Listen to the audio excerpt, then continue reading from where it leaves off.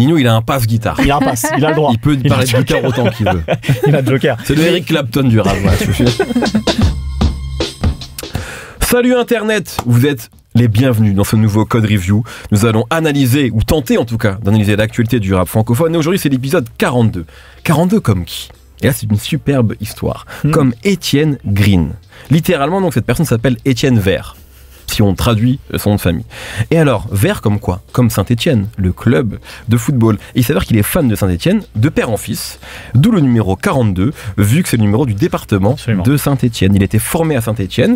Depuis petit, il est devenu gardien titulaire de son club de cœur. Il a vécu la remontée en Ligue 1. Sa vie est un rêve éveillé, jusqu'à ce qu'il se fasse lourder. Et aujourd'hui, apparemment, il en chie un peu en D2 anglaise. Voilà. Ah, okay. Mais...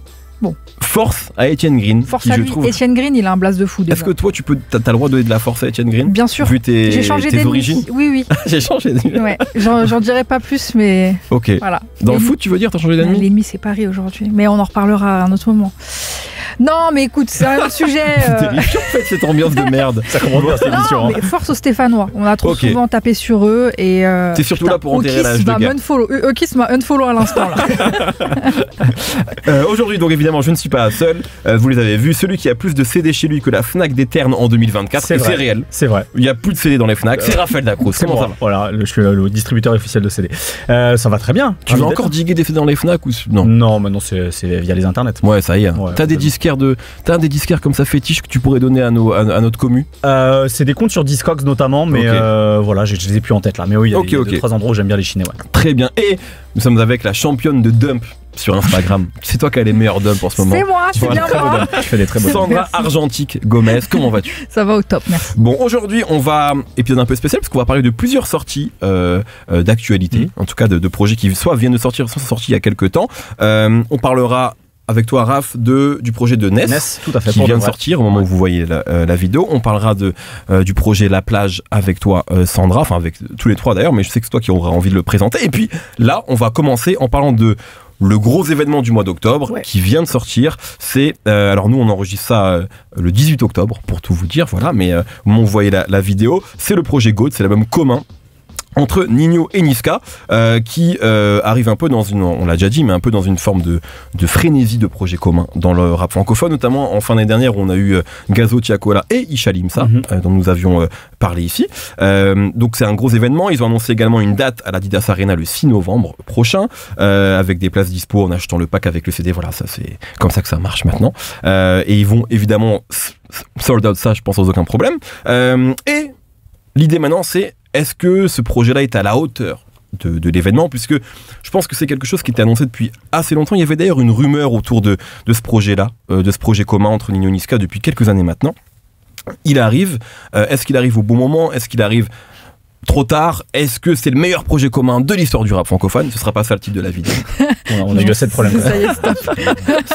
C'était une question. C'était une question, mais nous n'avons plus de place à la nuance. Non, c'était impossible. Et encore même plus à la question. C'est ça. En fait, on va arrêter de faire l'émission. Salut tout le monde. C'est comme ça que ça va se finir. C'est comme ça que ça va se finir. Moi, je peux commencer, moi, si vous voulez, peut-être pour en parler.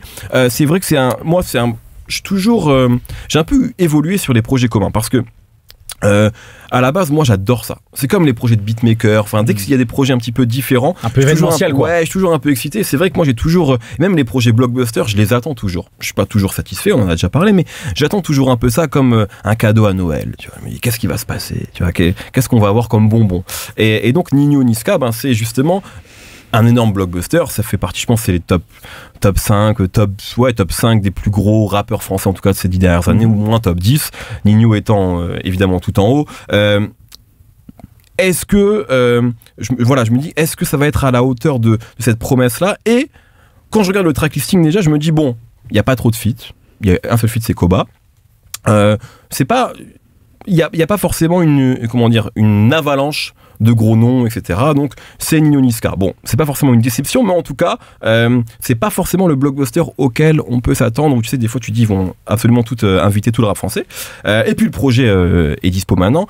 Et effectivement, je trouve que le projet est pas vraiment un blockbuster. C'est un blockbuster parce que c'est Ninho Niska, évidemment, donc c'est un événement, mais c'est un peu comme c'est-à-dire que j'ai l'impression que c'est la réunion de deux rappeurs qui adorent rapper entre eux, et ça s'entend. Je trouve qu'il y a quand même une vraie alchimie entre les deux, aussi bien sur des morceaux très singles comme Coco, qui d'ailleurs est un single que moi j'aime bien, que sur des morceaux beaucoup plus vénères comme l'intro Boucherie, que je trouve mortel. Mais alors mon bémol, c'est qu'en fait j'ai l'impression qu'il y a eu une promesse de nous dire ça va être un album de rap. Tu vois, oui, avec les singles, trucs qu'ils ont sortis aussi, les freestyles, pardon. Un rappeur ça rappe. Un rappeur ça rappe, exactement. Tu sais, quand tu dis ça veut dire un peu, bon, là on va rapper. Il y a une intention, quoi. Ouais, effectivement, Ninho Niska, c'est des mecs qui rappent très bien, mais qui ont aussi été connus pour des gros singles et pour des choses très dans la mélodie, etc. Oui, ce qui constitue la pop rap aujourd'hui. Tout à fait, c'est exactement ce que tu disais quand on parlait d'SDM et des louanges qu'on avait pu faire sur cet album-là, dans cette catégorie de rap-là.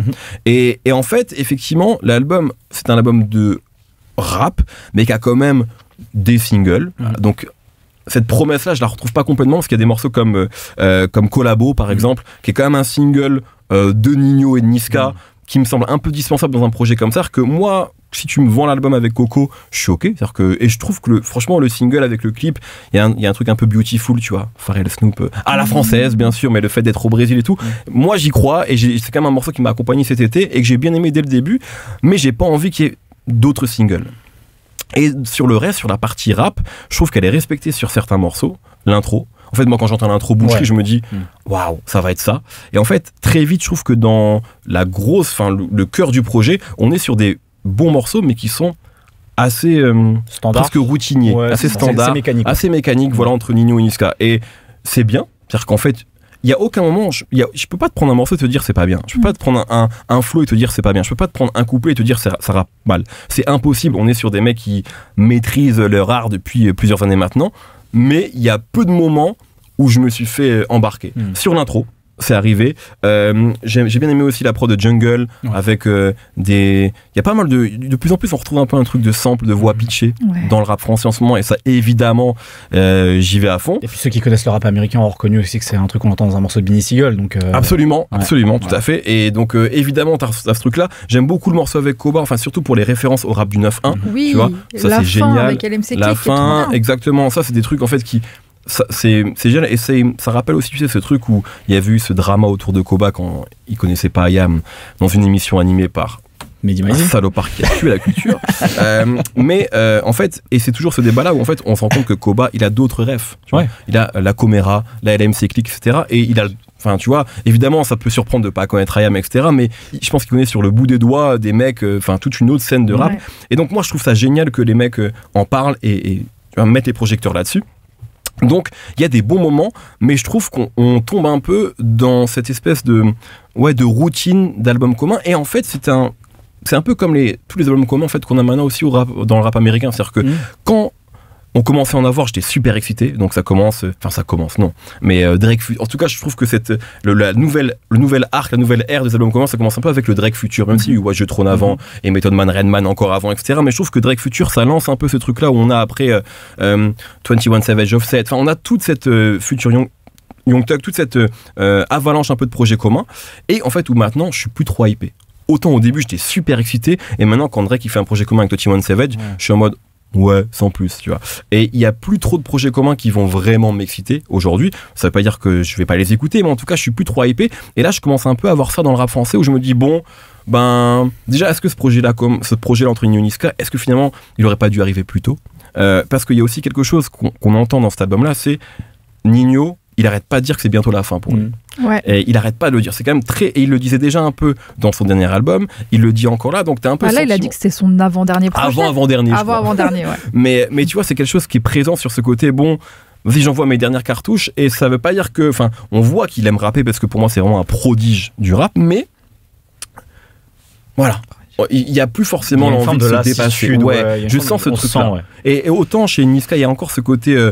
Tu sais, peut-être encore assez excité. Je plus enthousiasmé dans sa manière de rapper. Ninho, il y a un côté en fait, ce qui peut être une manière de rapper. Moi, par exemple, j'adore l'album Réfé, et moi, je le défends. Tu l'as déjà dit. J'adore cet album parce qu'il y a vraiment un côté blasé, riche, mais nonchalant, effortless. Et genre pour moi, c'est vraiment son album, vraiment de rappeur au sommet.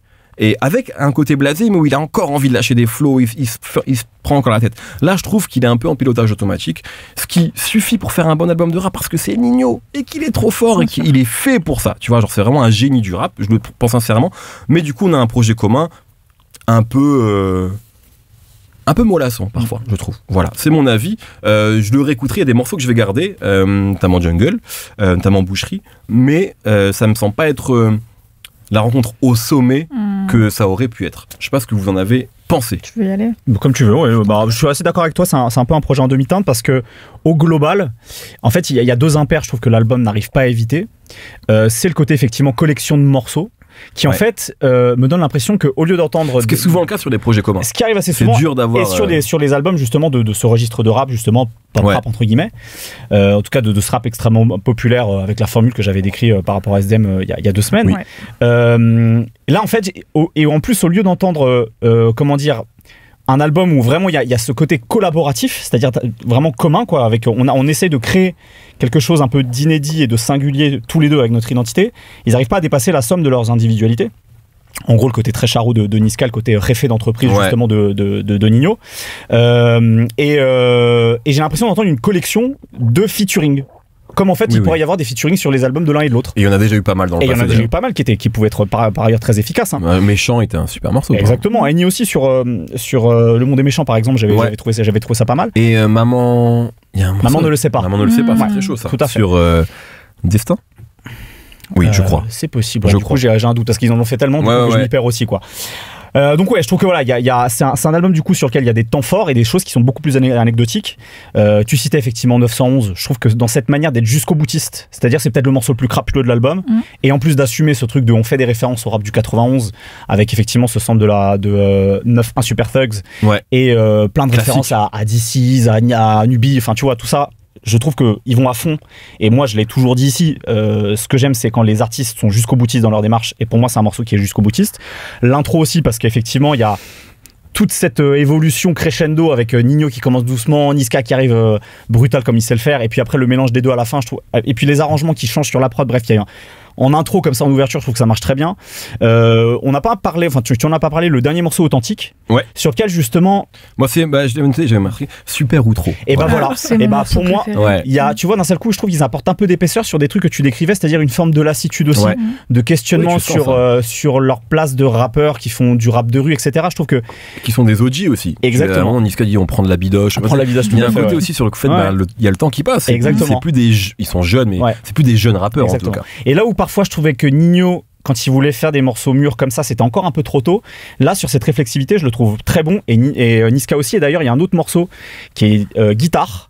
Alors je le disais il y a 2 semaines, je trouve tout ça un peu souvent un peu caricatural et un peu une corde un peu usée, ce truc de la guitare pour parler des armes à feu, etc. Donc je lance le morceau, je lance le morceau, je me dis vas-y, ils vont. Mais en même temps, Ninho, c'est Ninho qui avait dit Carla Bruni jouait de la guitare. Donc Ninho, il a un passe guitare. Il a un passe, il a le droit. Il peut parler de guitare autant qu'il veut. Il a le Joker. C'est le Eric Clapton du rap. Ça sera la tagline de l'émission. Mais par contre, le couplet de Niska, justement sur un peu son questionnement, ses questionnements sur son côté rappeur sale, justement, je trouve ça intéressant, et je trouve que c'est probablement des meilleurs couplets du disque. Et ouais, après certains choix d'instrumentaux, tu parlais de Jungle, je trouve ça très bien, même si au refrain j'ai parfois l'impression d'entendre un morceau un peu Gazo Tiako dans la manière qu'ils ont d'interpréter. Et l'instru d'Opinel aussi que je trouve charmé, parce que on est en pleine appropriation de la sexy drill dans le rap français, mais je trouve qu'ils font pas du Cash Cobain dessus, c'est-à-dire qu'ils gardent leur identité, leur singularité, sans vouloir essayer de faire une pâle copie de ce truc de New York. Donc voilà, donc pour moi il y a des moments forts comme ça, des moments un petit peu de enthousiasme sur l'album, mais après plein d'autres morceaux. En gros moi ça va surtout de Coco à Collabo, où je trouve que ils sont c'est mécanique, quoi, c'est en pilotage un peu automatique. On se rend compte qu'on a quand même dit ça sur quasiment tous les projets communs dont on a parlé ici. Donc à part le Ishalim ça. Parce que ça doit se faire naturellement, de manière organique, cette rencontre-là, tu vois. Exactement. Et là, peut-être que c'est plus une démarche pour le public que peut-être. Les gens attendaient ça. Ouais, les gens attendaient ça. Je vais pas paraphraser parce que je suis assez d'accord avec tout ce que vous avez dit, et je rajouterais peut-être que moi j'ai vraiment besoin d'entendre la personnalité des artistes derrière et pour des personnages comme ça qu'on entend depuis longtemps, je leur demande pas de se réinventer parce que tu le disais, je pense que Ninho c'est un des meilleurs rappeurs de cette décennie. Il est quand même très charismatique quand Bien sûr. Quand il prend le micro, je trouve moi il y a toujours un truc où il se passe quelque chose quand il arrive sur la prod. Niska, je pense qu'en termes d'énergie, il est assez dur à battre, mais tu vois, quand j'écoute des interviews de Niska, notamment il y en a une qui m'avait pas mal marqué avec le chairman, je trouve qu'il a un discours qui est hyper intéressant et je retrouve pas dans la musique, tu vois, parce que justement il a sa formule, j'ai l'impression qu'il fait ce que le public attend de lui et j'aurais bien aimé un peu cette prise de hauteur que eux deux pourraient avoir, s'associer pour avoir une prise de hauteur sur c'est quoi être un rappeur, être un rappeur du 91, les enjeux aussi par rapport à la famille, l'entourage, etc. Ça c'est des propos que j'aurais aimé entendre. On a par bribes sur les morceaux qu'on a cités, authentiques, etc. Voilà. Et le morceau authentique, c'est pour ça que c'est mon préféré, c'est parce que c'est le seul où il y a un petit peu de perso et je trouve qu'au final, même si c'est pas un mauvais album, c'est un album qui apporte rien à leur discographie respective. Exactement. Voilà. Nous sommes d'accord. Ouais, voilà. Ça manque des espèces de moments enthousiasmants, même dans leur manière de rapper. C'est-à-dire que Niska, c'est quelqu'un qui a toujours, alors si on apprécie cet humour gras, tu vois, ce côté charo justement qu'il pouvait avoir, tu vois, par moment où tu disais ah non il a pas fait celle-là, ça faisait marrer, il a moins ça, et je trouve aussi que Ninho il est moins féroce par moment aussi dans sa manière de rapper, ce qui permettait d'avoir des moments enlevés par exemple sur Réfé, tu vois. Donc je trouve que voilà, il y a certaines choses dans leur singularité artistique qui commencent à s'émousser un peu, et c'est pour ça que c'est peut-être sans doute intéressant qu'ils creusent sur ce truc de en fait on prend de l'âge et c'est peut-être pas inintéressant d'aller sur ces terrains-là, quoi. Très bien, GOAT en tout cas de Ninho Niska est disponible. D'ailleurs c'est intéressant, le terme GOAT il est de plus en plus utilisé chez nous. Gazo maintenant qui est son nouveau nom Instagram, c'est GOAT Killer. C'est un tueur de GOAT. Mais attends, c'est un clash là peut-être, c'est un subli. Il se passe quelque chose. C'est pas moi. Mais c'est vrai que moi j'ai l'impression que là dans le rap français on revient un peu à Menace sur la planète rap les années 2000. Les DVD comme ça, il y a des clashs de partout, c'est terrible. On reste dans le 91, on va peut-être être moins d'accord sur ce projet-là. Je crois que Raphaël a quelques réserves. Moha MMZ, La Plage, qui est sorti pour le coup fin septembre, le 27 je crois, un truc comme ça, et que tu as beaucoup apprécié. Bien sûr, et c'est bien, j'aime bien quand on parle aussi des fois d'albums qu'on a eu le temps de bien écouter, parce que là pour le coup on parle de GOAT, on l'a écouté en 2 jours, un jour et demi. Exactement, il est même pas encore sorti, bien sûr. Et c'est vraiment un avis très à chaud après quelques écoutes. Complètement, c'est important de le dire aussi parfois. Brièvement, je reviendrai sur l'avant La Plage pour resituer Moha MMZ, donc ancien membre du groupe MMZ, qui fait partie de la galaxie PNL, comme des groupes comme DTF, F430 également. C'est pas négligeable parce que ça les aide à se propulser évidemment, et parce que particulièrement MMZ, il y a un ADN en commun avec la musique de PNL. Au-delà d'être proche, il y a des similarités dans la musique qui sont sur le créneau de Cloud Trap qui les définit. C'est la raison pour laquelle moi j'ai beaucoup suivi ce qu'il faisait. Et je trouve qu'il s'est très vite passé un espèce d'engouement autour de Moha. Il y avait de l'attente, pas forcément du grand public, mais de ceux qui les suivaient sur le début d'une carrière solo. C'est ce que les gens attendaient. Et quand il sort son premier projet Euphoria en 2022, ça plaît, ça fait pas de vague. Sans faire de mauvais jeu de mots avec La Plage, ça fait. Non mais attends, je prends exemple sur Guiran, c'est lui qui m'a tout appris.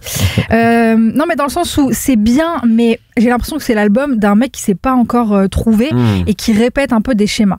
Et ça c'est un peu quelque chose qu'on pointe du doigt souvent dans les projets, c'est le manque de personnalité. Et parfois c'est très bien fait, mais ça manque d'identité. On avait pas on avait la sensation que c'était un peu la queue de la comète de 2 frères de temps en temps cet album.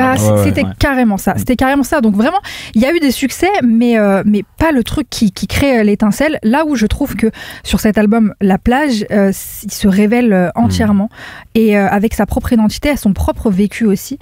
Et il dessine quelque chose qui est enfin personnel. C'est le premier atout pour moi du projet, c'est la grande liberté qu'il s'octroie sur les mélanges des genres. Et sur Euphorique et Lily Rose, les 2 titres qui ont le plus fait parler d'eux, on va dire aujourd'hui, c'est très pop, voire même c'est à la frontière de la variété française. C'est clair. Mais il est à fond dedans, il le fait pas en demi-teinte, il essaie pas de se justifier de le faire non plus. Je trouve que c'est très réussi. Sur Only You, c'est de la house. Sur Mortier, c'est des expérimentations de musique électronique. Et donc, à travers ça, moi, je sens... Ça veut pas dire que tout est super abouti, tout est super maîtrisé, mais je sens une prise de confiance. Et je sens qu'il a réussi à se tester et surtout à prendre du plaisir Et on sent qu'il s'est amusé à faire cet album-là. Là où, avant, c'était beaucoup plus, justement, mécanique. Et je le voyais bien reproduire ce chemin-là de carrière où il va faire ce qu'on attend de lui, c'est-à-dire un peu du PNL, mais revisité pour à la nouvelle génération. Et là, pour le coup... Moi, je te rejoins, pardon, parce que sur ce qui s'est passé avant, moi, j'aimais bien. Et d'ailleurs, j'ai toujours pas mal écouté F430, DTF et MMZ. Et c'est vrai que j'écoutais un peu ça aussi en me disant, enfin sans leur faire offense, mais en me disant, bon ben là il n'y a pas d'album de PNL en ce moment, j'y vais un peu, c'est ma dose de... Tu vois, ça me fait du bien. Vraiment, sans complexe. Hein. J'ai toujours écouté en me disant, c'est un peu comme PNL, c'est la famille, c'est la galaxie, exactement. C'est l'univers étendu, on va dire. Tout à fait, c'est ça, exactement. C'est comme la Wu-Tang Family à l'époque. Et ben, tu vois, tu avais vraiment des groupes. Et là, je me dis pas du tout ça sur le projet La Plage. Ouais. C'est vrai, c'est la grosse différence, c'est que je ne pense plus du tout à PNL, quoi. Et c'est la grande victoire, je pense, de ce projet-là, quoi. C'est juste lui, en fait. Ouais, même si je pense qu'il a beaucoup appris à leur côté, tu vois, même dans le fait de penser sa musique, essayer d'aller au bout de quelque chose, d'avoir une vision. Et justement, le deuxième atout, c'est à mon sens que c'est un album qui parle du passage à l'âge adulte. Et il y a une réflexion beaucoup plus mûre que ce qu'il a pu avoir auparavant. On sent qu'il y a eu aussi des expériences de vie qui ont amené un propos qui est vraiment très personnel. Et quand je dis ça, ça veut pas forcément dire tout raconter, tout dévoiler de ses secrets, mais c'est plus, on sort de l'ego trip classique dans lequel il avait pu être à un moment, et là c'est des choses qui sont hyper précises de sa vie qu'il a vécue et qui retranscrit. Il y a un morceau comme Coucher de soleil que je trouve absolument magnifique. C'est sur le deuil, hein. Ouais. C'est un morceau sur le deuil et en l'occurrence, il parle de la perte de sa sœur. Donc évidemment, ça a dû être un moment très difficile, mais la manière dont il le raconte, il le fait avec beaucoup d'honnêteté, beaucoup de poésie aussi.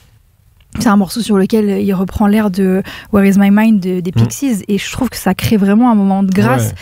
Et en fait, pour penser à tout ça, pour réussir à poser ça sur juste le texte, poser ce texte-là et la manière dont il l'a fait, je pense qu'il fallait prendre du temps et c'est ce qu'il a fait et c'est très réussi. La clé pour moi de tout ça, c'est que il se considère comme un rookie et justement, il a essayé de repartir à zéro et voilà. Faut quand même se dire qu'il était sur le Monte Chico. C'est quand même assez fou de se rappeler de ça. Mais en quittant le groupe et en repartant en solo, et même après son premier projet au final qui n'avait pas été hyper satisfaisant pour lui, il a décidé de repartir à zéro et de se dire en fait je peux tout faire, je suis pas obligé de rentrer dans cette case là. Donc pour moi c'est une très grande réussite parce que justement c'est un album d'un artiste qui s'assume entièrement. Et ça arrive pas souvent, et même si y a plein de choses qui sont pas totalement finies dans le projet, j'ai l'impression, je pense pas que ça veut dire qu'il restera dans un truc très pop, dans un truc très variété. Je pense qu'il continuera en fait à tester et à se faire confiance et à s'écouter, et ça c'est un truc qui est assez difficile pour les artistes aujourd'hui. Donc voilà, j'ai beaucoup aimé ce projet. Tout pareil, j'ai adoré ce projet. Le seul truc, c'est pourquoi un projet qui s'appelle La Plage sort fin septembre. Moi, je voulais m'ambiancer tout l'été avec cet album. Mais en vrai, sauf que c'est pas un album sur la plage. En vrai, quand tu écoutes l'album, c'est pas ça. Et même la cover te raconte finalement que c'est plus un album sur la liberté. Exactement. Mais par contre, dans les sonorités, il y a plein de morceaux estivaux. En tout cas, tu sais, qui auraient pu être des morceaux, et après il le sort quand mais jure, il y a un truc comme ça, je pense, où ça aurait été bien. J'aurais aimé vivre cet été avec cet album. Mais j'ai adoré. D'autant qu'effectivement, je trouve qu'il y a beaucoup de... Tu parlais justement de ce truc de liberté. Il y a pas mal de morceaux sur lesquels il est dans la recherche de fuite en avant et de dépassement d'une forme de misanthropie qui est très PNLienne, très QLFienne. Dans la joie collective, je pense à Champ de Mars notamment, où il dit: je passe des gyrophares au stroboscope, cherche un cœur qui veut qu'on se télescope, par exemple. On est typiquement là-dedans. Ou dans Feu de camp aussi, qui a un morceau qui est produit par le même producteur dont j'ai oublié le nom, ça va me revenir, que Tiff. Khalil, exactement, merci beaucoup. Et en même temps où il y a une sonorité QLF aussi, c'est-à-dire que c'est plus aérien, etc. Donc déjà, je trouve que cette hybridation, c'est-à-dire que je reprends un peu ce genre de ritournelle, de rythmique que Tiff peut avoir dans ses morceaux, mais je fais pas du Tiff non plus. Et j'ai mon identité propre à mon parcours musical, donc je trouve ça intéressant. Et en plus, il glisse un peu de conscience politique sur ce morceau-là, donc je trouve ça intéressant. Alors moi, j'aurais juste un petit peu un bémol en fait, c'est-à-dire que tu vois le verre à moitié plein sur le côté rookie, effectivement, et ça c'est tout à son honneur, un peu de reboot et de revenir à zéro, et de se chercher musicalement. Et je trouve que c'est très réussi, surtout quand il s'inspire notamment des expérimentations de Sander Weiss, donc BBP, donc qui a sorti un album d'interprète où il essaye justement des choses plus pop, plus soul, etc.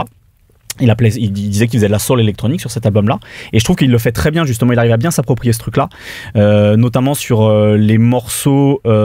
Tu parlais de Lily Rose, et il y a aussi Voleur de rêve et Bleu Nuit. Je trouve que c'est des très beaux morceaux de cet album, mais du coup, en voyant le verre à moitié un peu vide, je trouve que parfois, justement, il va peut-être trop loin dans cette expérimentation-là. C'est tout à son honneur de le faire, mais je trouve pas ça toujours maîtrisé, et surtout, en fait, ça lui permet pas de dépasser une certaine...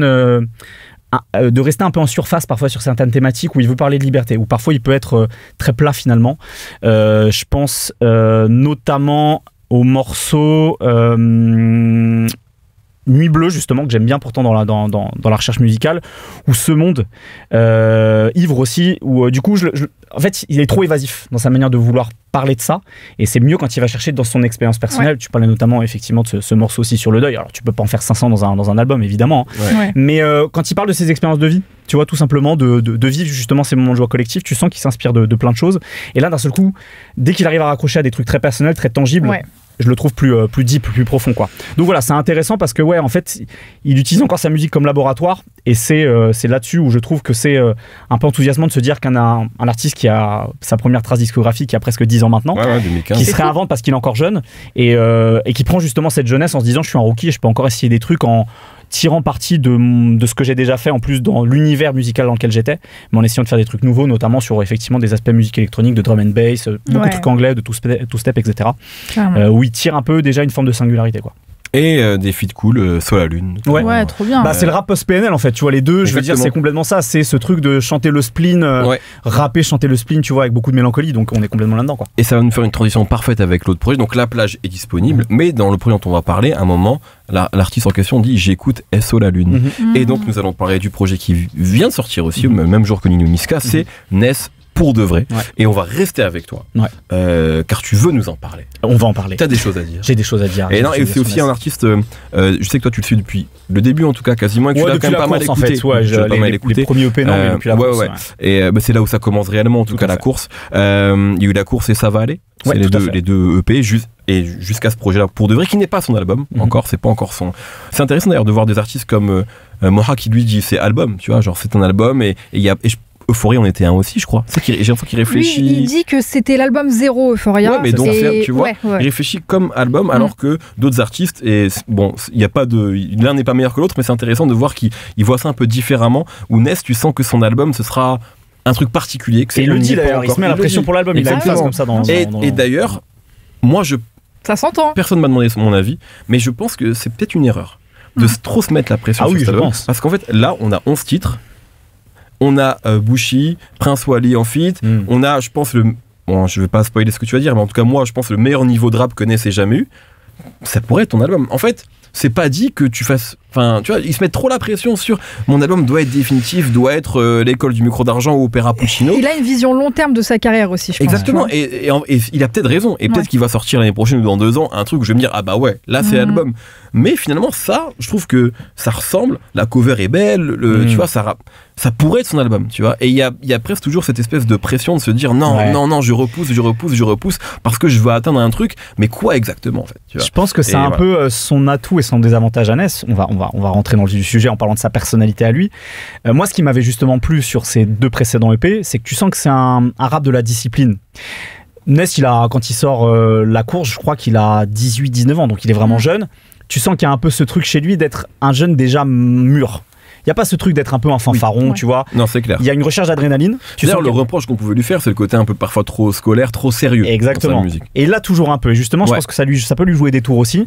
Mais en tout cas, il y a ce truc-là de, en fait, presque déjà adolescent. C'est-à-dire que je veux garder une forme de naïveté d'adolescent et en même temps, je veux déjà être responsable comme un adulte, quoi. Et j'ai envie qu'on me considère comme quelqu'un faisant cette musique sérieusement. Ouais. Il a toujours eu dans ses précédents EP, mais il y avait toujours un truc presque un peu toujours naïf, justement. Même dans cette recherche de discipline, d'être en phase avec ses émotions de jeune, justement, notamment sur Ça va aller. Je trouvais qu'il y avait un truc beaucoup plus assumé là-dessus, et sur Pour de vrai, donc effectivement, qui est en fait un complément à l'EP qu'il a déjà sorti en mars dernier. Donc c'est 2 EP qui se complètent, qui font ce format un peu plus long de 10 titres plus un bonus track, et je trouve qu'il perd un peu cette forme d'innocence. Parce que, et c'est pour ça que je disais que c'est une forme de désavantage chez lui aussi, de se crisper comme ça. Je pense qu'il est trop sensible au retour qu'on peut faire à sa musique, surtout dans le public, quoi, tu vois, sur en fait, tu prends la vague du rap parce que c'est à la mode. Non, je pense que c'est quelqu'un qui aime vraiment cette musique. Il le dit d'ailleurs, il écrit ses textes depuis qu'il est début de l'adolescence, quoi. Donc je pense qu'il est sensible à ça. Il est sensible aux remarques qu'on fait sur ces rappeurs de nouvelle génération qui sont blancs, qui ont un public peut-être majoritairement blanc aussi. Et avec les réseaux sociaux, en fait, souvent t'as des trous du cul dans ton public, c'est pas ta faute, tu vois. Luther, on en a parlé aussi il y a quelques mois, il avait aussi ce truc-là de, en fait, non, je suis pas comme ces gens-là, surtout quand ils ont des remarques racistes, etc. Et en fait, souvent sur le disque, il le dit. C'est pas inintéressant de le dire, et c'est important de le dire aussi, mais du coup, je trouve qu'il le dit beaucoup de fois, parce que je pense qu'il a cette espèce de pression de j'ai pas envie qu'on m'associe à ça, quoi. Et c'est pareil sur le sérieux de son rap. Du coup, je fais cette musique sérieusement. Il y a souvent ce truc qui revient. Donc je trouve qu'il perd une forme d'innocence sur des messages qui sont pas, encore une fois, importants, qui sont importants, qui sont pas inutiles. Exactement. Et en même temps, quand même sur ce disque, là où il y a une évolution par rapport au EP précédent, il dévoile un peu plus son intimité. Ça, c'est bien aussi, parce qu'il y avait toujours ce côté un peu encore distant, peut-être de se protéger, etc. Il parle de ses origines italiennes, par exemple. Il parle de son rapport avec sa mère. C'est la première fois qu'il en parle autant de l'Italie. Absolument. Ouais. Il parle beaucoup de l'Italie. Tout à fait. Ouais. Il y a un morceau qui s'appelle La Bruse, justement. Il faut qu'il sache qu'il y a qu'un seul Italien dans ce rap. Je sais, j'en étais sûr que t'allais, voilà, je savais que t'allais dire. Tu viens pas sur notre terrain. Reste dans ta zone. Exactement. Il y a un seul Italien dans le rap français. Mais non, c'est vrai qu'il en parle beaucoup et je trouve ça cool.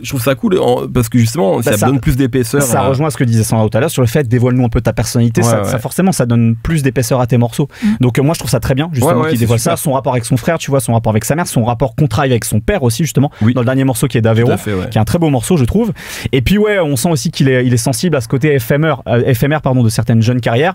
Il dit, à un moment, tu pop et tu dépop en un quart de seconde, je sais plus dans quel morceau. Et je pense que c'est très vrai. Je pense qu'il est sensible à ça, de se dire, je veux pas être en effet de passage. C'est-à-dire que, encore une fois, cette musique, je l'aime vraiment, je la prends au sérieux et je vais aller au bout de ce truc-là, d'où la pression.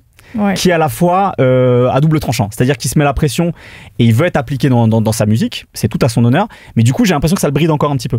Alors évidemment j'ai bien l'impression que pour lui l'idée c'est pas de faire de la pop justement, des trucs grand public, il veut peut-être rester dans sa niche et que la niche s'agrandisse au fur et à mesure qu'il fasse de la musique de qualité, mais je pense qu'il faut qu'il se détache de tout ça là. En même temps il est jeune et c'est normal, on y est sensible, même nous en vrai de vrai, même à notre âge on peut être sensible à ce qu'on peut dire de nous sur notre irréputation, tu vois, mais voilà. Et ce que je trouve intéressant, c'est aussi musicalement, du coup, toute l'équipe avec laquelle il travaille, Lil Chick, Planaway, Brian et Poivre Blanc, ils sont moins. Eux, par contre, je les trouve moins maniérés dans leur manière de produire. Ils se libèrent un peu des espèces de codes dans lesquels ils étaient, et ça lui fait du bien.